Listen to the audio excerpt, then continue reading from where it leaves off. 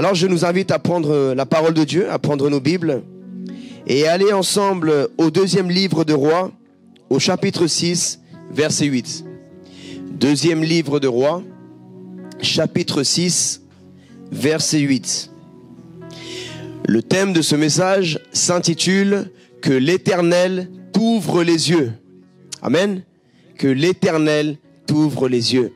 Et c'est ma prière pour nous ce soir, Église, que l'Éternel puisse nous ouvrir les yeux spirituels à l'Église de France, aux chrétiens et même à ceux qui ne connaissent pas le Seigneur. Que Dieu puisse nous ouvrir les yeux spirituels afin de voir comme lui il voit, afin que nous puissions penser comme lui il pense. Parce que nos pensées sont influencées par ce que nous voyons et ce que nous regardons. Là où se posera ton regard, se posera tes pensées. Alors, je vais lire la parole du Seigneur. Je vais lire le passage, comme ça nous comprenons tout le contexte. Et c'est bien aussi de lire la parole du Seigneur.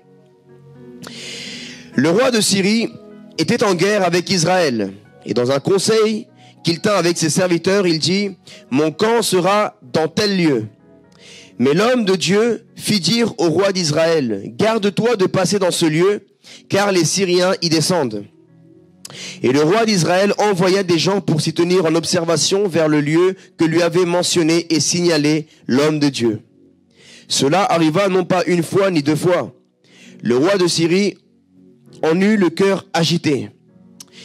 Il appela ses serviteurs et leur dit « Ne voulez-vous pas me déclarer lequel de nous est pour le roi d'Israël ?»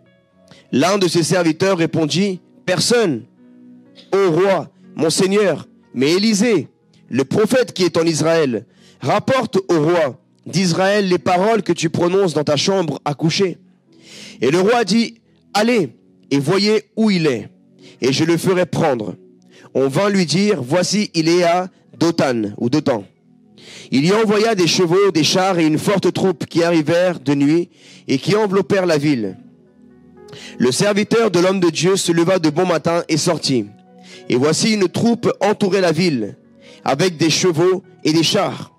La ville avec des chevaux et des chars, et le serviteur dit à l'homme de Dieu, « Ah, mon Seigneur, comment ferons-nous » Il répondit, « Ne crains point, car ceux qui sont avec nous sont en plus nombreux que ceux qui sont avec eux. » Élisée pria et dit, « Éternel, ouvre ses yeux pour qu'il voie. » Et l'Éternel ouvrit les yeux du serviteur, qui vit la montagne pleine de chevaux et de chars de feu autour d'Élisée. Les Syriens descendirent vers Élisée. Il adressa alors cette prière à l'Éternel. « Daigne frapper d'aveuglement cette nation. » Et l'Éternel les frappa d'aveuglement, selon la parole d'Élisée.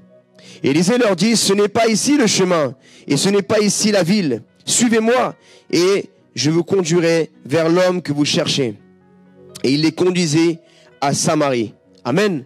Acclamons la parole du Seigneur, Église. Acclame la parole de Dieu. Parce que la parole de Dieu est la nourriture de notre âme. C'est la manne dans notre désert. C'est la parole de Dieu qui nous soutient chaque jour. Et chaque jour, nous avons besoin de cette parole. Comme Israël avait besoin chaque jour de la manne pour vivre un jour de plus dans le désert. Il est important que nous puissions alimenter notre âme avec la parole de Dieu. Chaque jour, nous faire un plat différent, mais un plat de la parole de Dieu qui est la Bible. Alors, nous avons vu le roi de Syrie. Le roi de Syrie qui était déstabilisé parce qu'il voulait attaquer Israël.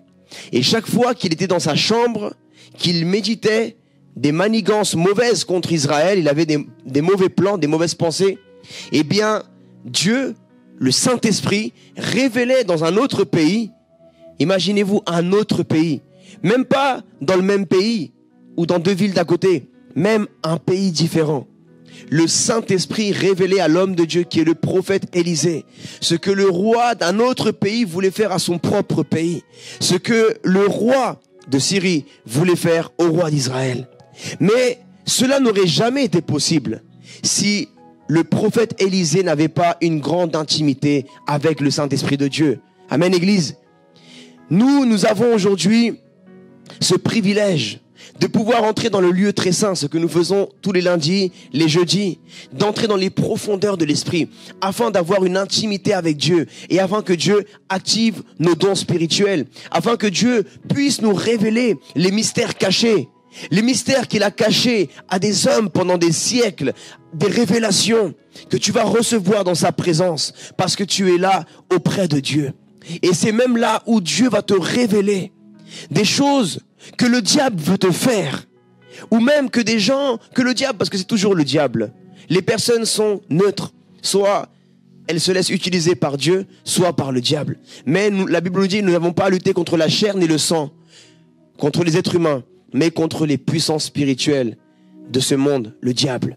Alors, dans le secret, Dieu va te dire, il va t'arriver ça, ou le diable veut te faire ça, passe par là, fais comme ça, ne fais pas ci, ne fais pas ça, tu devrais faire ceci.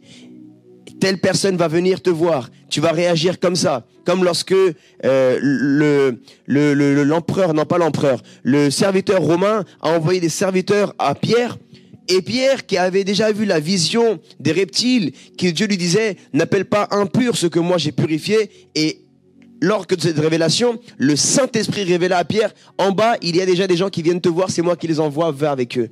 Et nous allons arriver dans cette dimension. Mais nous ne pourrons jamais arriver dans cette dimension si nous ne cherchons pas la face de Dieu. Et nous parlons face à face avec Dieu, comme Moïse parlait face à face avec l'Éternel, comme un ami église. Alors la première chose à retenir de ce message, que l'Éternel t'ouvre les yeux, c'est aussi d'être dans la présence de Dieu, pour que Dieu nous fasse voir avec ses yeux, pour que Dieu nous fasse entendre avec ses oreilles, pour que Dieu nous fasse penser par sa pensée. Mais comment allons-nous arriver à l'image du Christ? Comment allons-nous arriver à voir comme le Christ, à penser comme le Christ, à discerner les choses comme le Christ, à agir comme le Seigneur Jésus-Christ, à force de passer du temps dans la présence du Seigneur Jésus-Christ? Amen. La Bible dit, celui qui marche avec un sage devient sage.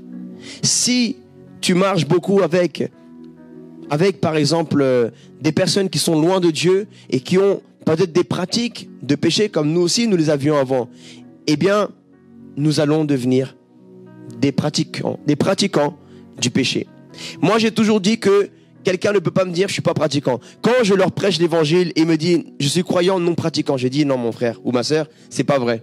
Parce que soit tu pratiques le péché, soit tu pratiques la parole de Dieu. Donc tu es forcément pratiquant. Dis-moi, qu'est-ce que tu pratiques? Est-ce que tu pratiques la fornication? Est-ce que tu pratiques la drogue, l'alcool? Est-ce que tu pratiques les boîtes de nuit? Ou est-ce que tu pratiques la sainteté, l'humilité, le pardon? Est-ce que tu pratiques? Nous sommes tous pratiquants. Mais si nous voulons pratiquer la sainteté, nous devons chercher bien la face de l'Éternel, afin que nous puissions être à l'image du Christ et voir comme le Seigneur voit pour notre vie. Sinon, nous allons tous paniquer. Comment nous allons paniquer? Comme le serviteur d'Élisée. Le serviteur d'Élisée était en formation. Ça veut dire qu'il n'avait pas beaucoup d'expérience. Lui, il apprenait jour à jour et ça faisait pas beaucoup de temps qu'il marchait avec l'Éternel sûrement. Mais Élisée, c'était un vieux chien, c'est pas un vieux, hein. Il avait déjà l'époque, il avait déjà l'expérience, il avait déjà passé beaucoup de choses avec l'Éternel. Alors que son serviteur, qui était un disciple, il était paniqué, il disait, mais comment allons-nous faire? Regarde, calme-toi. Tu oublies qui est avec Dieu, qui est avec nous? Est-ce que tu oublies qui sommes-nous? Nous sommes les serviteurs de l'Éternel et nous servons le Dieu très haut, le seul et unique Dieu.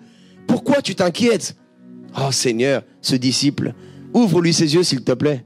Et il lui a ouvert les yeux. Même parfois les disciples, Jésus disait, homme de peu de foi, jusqu'à quand serai-je avec vous? Jusqu'à quand devrais-je être avec vous? Pourquoi? Parce que parfois nous sommes incrédules et nous nous affolons comme ces disciples dans la barque, alors que peut-être que tu apprends une nouvelle, une maladie, que ton propriétaire te dit, si tu payes pas, tu sors. Et toi, tu commences à paniquer, tu vois des chars, tu vois des chevaux, tu vois une armée de dettes, tu vois une armée de maladies, tu vois une armée de problèmes dans tes études, dans ton travail, tu vois une armée dans ton foyer, tu vois tellement de choses qui t'impressionnent, que le diable envoie pour te déstabiliser et pour t'impressionner. Et toi, sans te rendre compte, et moi, parfois nous rentrons dans le piège du diable et nous commençons à nous affoler. Et nous regardons comme des hommes naturels, comme des femmes naturelles, alors que nous sommes des hommes et des femmes spirituels, Église. Nous commençons à voir comme les gens de ce monde. Nous commençons à penser comme les gens de ce monde et réagir comme les gens de ce monde, comme ceux qui n'ont pas Dieu, comme ceux qui n'ont pas Jésus. Mais nous avons Jésus. Amen. Nous ne devons pas réagir comme les gens de ce monde. Quand nous étions de ce monde, quand on nous annonçait une nouvelle, nous commencions à paniquer et à nous stresser et à aller nous réfugier dans la drogue, dans l'alcool, fumer des cigarettes pour me déstresser. Et tu commençais à agir naturellement. Alors qu'aujourd'hui nous devons d'abord agir dans le spirituel. Tu peux faire tout ce que tu veux, mais d'abord fais dans le spirituel. Parce que la guerre, elle est spirituelle. Amen. La guerre pour ton âme, la guerre de tes émotions, de ce que tu ressens, de tes sentiments, elle est d'abord spirituelle. Alléluia. Et c'est pour cela que Élisée a réussi à échapper et il ne s'est pas laissé impressionner. Parce que peut-être, si le prophète Élisée, lui aussi serait rentré dans le jeu de son dit serviteur, tous les deux auraient paniqué et peut-être même que l'Éternel n'aurait pas agi en leur faveur à cause de leur incrédulité. Mais nous devons croire, nous devons faire confiance à Dieu. Nous devons lui dire, papa, je te glorifie. Parce que tu as tout sous contrôle. Je vais continuer à t'adorer. Je vais continuer à chercher ta présence. Et je sais que si je marche dans l'obéissance, Seigneur, moi c'est le maximum que je peux faire. Je te crois, je marche dans l'obéissance, mais je sais que tu es un père qui surprend ses enfants. Amen. Combien croient que nous avons un père qui surprend ses enfants? Alléluia, Église.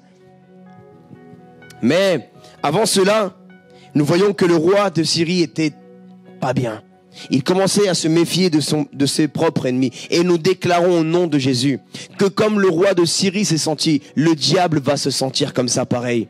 À chaque fois que le diable va être dans l'enfer, en train d'invoquer ses démons, on va attaquer telle personne. Et dès que le diable va dire, le Saint-Esprit va révéler, tac, regarde, le diable peut te faire ça, passe par là, fais ci, fais ça. Et tu vas savoir comment le diable va t'attaquer. Et si tu vois par où le diable va t'attaquer, tu fermes la porte, tu te mets à la brèche comme un sentinelle. Amen. Mais pour cela, il faut que nous ayons une grande intimité avec Dieu, que nous apprenions Église. Là, c'est une école. C'est une école. Parce que ce que nous vivons ici ensemble, nous arrivons à le faire avec plus de facilité. Mais vous et moi, nous savons que c'est plus dur de le faire à seul. Parce que là, nous sommes fortifiés ensemble. Même quand tu te déconnectes un instant, tu dis, waouh, je vois mes sœurs, allez, je vais encore m'y mettre, allez, tu vois mes frères qui sont à fond. Et tu dis, bon, allez, si lui peut, moi aussi je peux. Allez, je vais encore m'y mettre. Parfois, quand nous sommes tout seuls, en train de prier, parfois tu es fatigué, tu commences à bâiller. Tu commences à avoir faim, à faire la machine à laver, tu commences à avoir envie de faire à manger, tu commences à avoir plein de choses et l'ennemi commence à te distraire. Mais voilà pourquoi c'est une école ici. Parce que tout ce que j'aimerais vous enseigner, Église, c'est ça la vérité. Vous qui allez aller loin avec le Seigneur, dans le service du Seigneur, dans le ministère, ce qui va vous aider pour toujours, c'est ça. C'est l'intimité avec le Saint-Esprit. C'est là où vous aurez les plus grandes révélations. C'est là où Dieu va vous fortifier.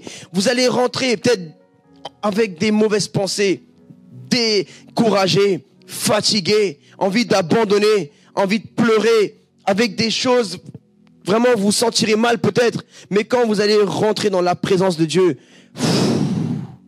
tout ça va partir et vous allez ressortir renouvelé. Votre pensée va être renouvelée, votre vision va être renouvelée, votre façon de réagir va être renouvelée et vous allez dire, comment j'allais faire ça? Comment j'allais faire ça sans consulter l'Éternel ou sans rentrer dans la présence de Dieu? Combien de fois ça m'est arrivé, j'allais prendre une décision charnelle pour un travail, pour un appartement, pour un voyage. L'ennemi était en train de me guider dans la chair. Et parfois, c'est même pas question de péché, mais il faut toujours demander à Dieu, est-ce que c'est ta volonté? Et après, j'ai dit, bon Seigneur, je vais te soumettre ça dans ta présence. Et quand je soumets ça dans la présence de Dieu, le Seigneur, il vient filtrer. Et il vient nettoyer tout ce qui n'est pas de lui. Et là, on dit, waouh, là, ça a changé. Là, maintenant, je ne veux plus faire ci, ça, mais maintenant, je me rends compte qu'en fait, c'est pas ça, mais c'est ça. Pourquoi? Parce que l'Éternel t'a donné sa pensée. Et là, nous remarquons que dès que le roi de Syrie a vu qu'il était dangereux, il a voulu envoyer des chars. il a voulu. Écoute bien, toi tu es dangereux pour le diable. Le diable sait que tu enlèves des âmes.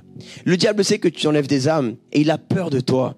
Tellement il a peur, il est déboussolé. Et il veut envoyer des choses, mais il n'arrivera pas comme il n'a pas réussi avec le prophète Élisée, Église. Il n'arrivera pas. Le prophète Élisée n'a pas eu peur. Et au contraire, c'est même le prophète Élisée qui est parti. Ils étaient à la merci du prophète Élisée.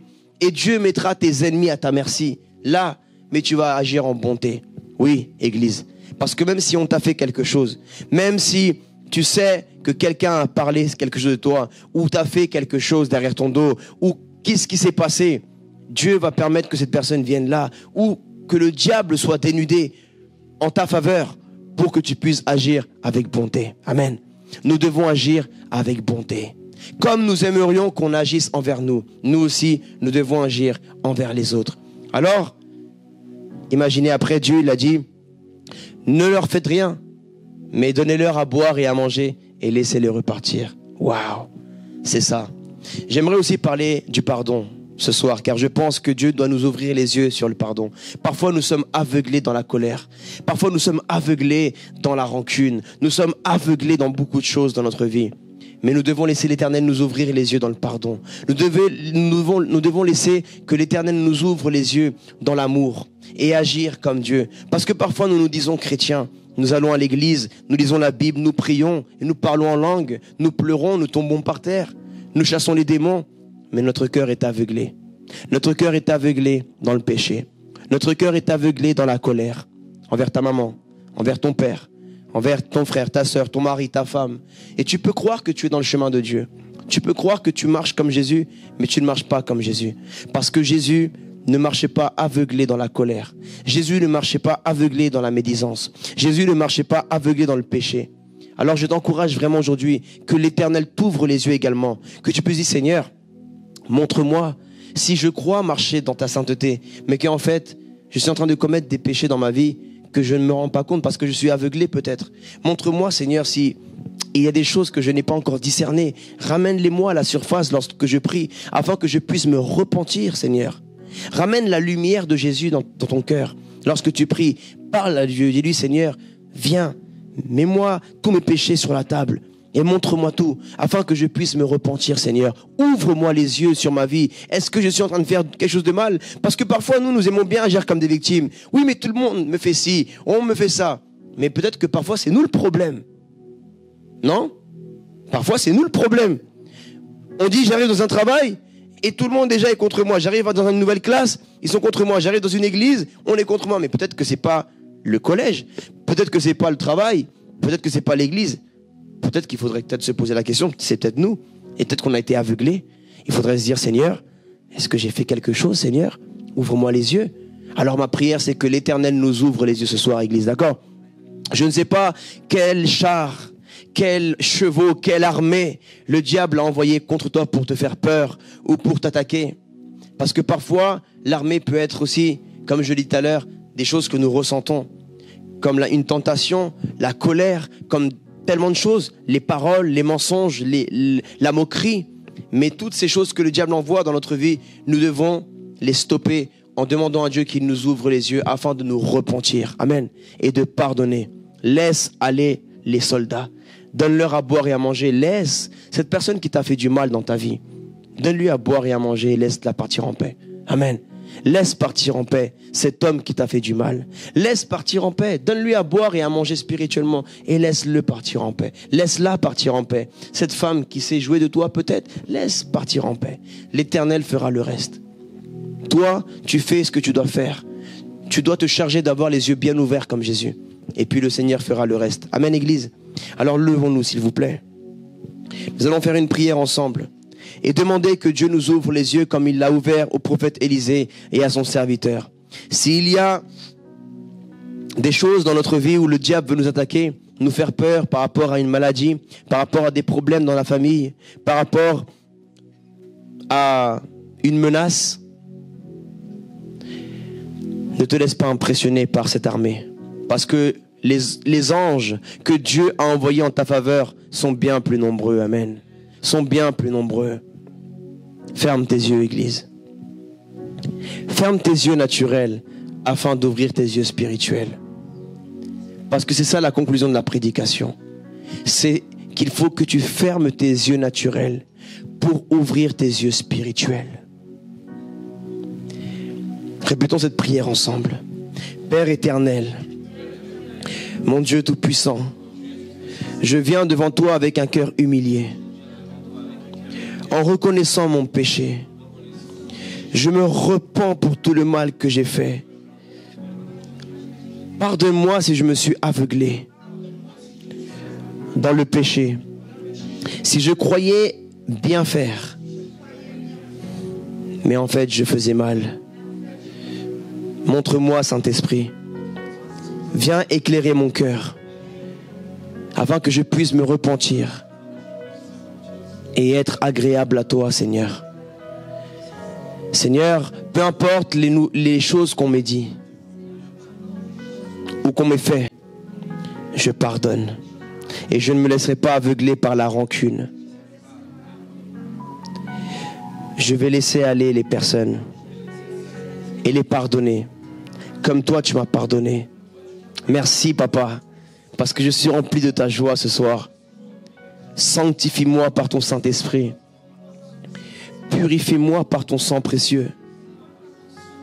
Et je te fais confiance, Seigneur, comme le prophète Élisée, qui a vu cette armée devant chez lui. N'importe quelle personne du monde aurait eu peur. Mais je ne suis pas de ce monde. Je suis de ton royaume, Papa. Et je te fais confiance. Je ne me laisserai pas déstabiliser par la maladie. Parce que tu es avec moi. Je ne me laisserai pas déstabiliser par mes problèmes dans la famille. Parce que je sais que tu es avec moi. Et tu es fidèle. Tu ne m'abandonneras pas. Je ne me laisserai pas déstabiliser par les problèmes financiers.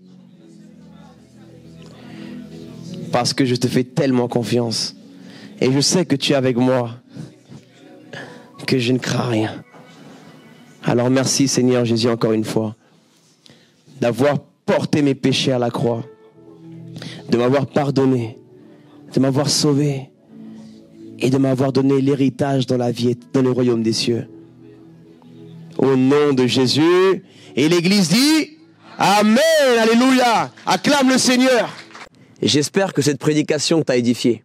La Bible dit dans la lettre aux Romains, au chapitre 10, verset 9, que si tu reconnais publiquement que Jésus est le Seigneur et que Dieu l'a ressuscité d'entre les morts, alors tu seras sauvé. Je t'invite à faire cette prière avec moi afin de recevoir la vie éternelle. Là où tu es, tu peux fermer tes yeux et dire « Seigneur Jésus-Christ, je t'ouvre mon cœur. Je reconnais mon péché devant toi. Je te remercie d'avoir porté, Seigneur, toutes mes fautes à la croix et de m'avoir offert la vie éternelle. Je crois que tu es le Fils de Dieu, que tu es mon Seigneur et mon Sauveur. Je reçois ton Saint-Esprit aujourd'hui. Je pardonne toutes les personnes qui m'ont fait du mal dans ma vie, Seigneur. Et j'accepte ton amour au nom de Jésus. Amen. Je peux également venir le lundi et jeudi à 19h30 à notre église Jésus mon refuge, ou bien les cultes au samedi à 18h. À Paris, 76 rue Pierre Soulier, 75 020 métro Porte des Lilas. Que Dieu te bénisse.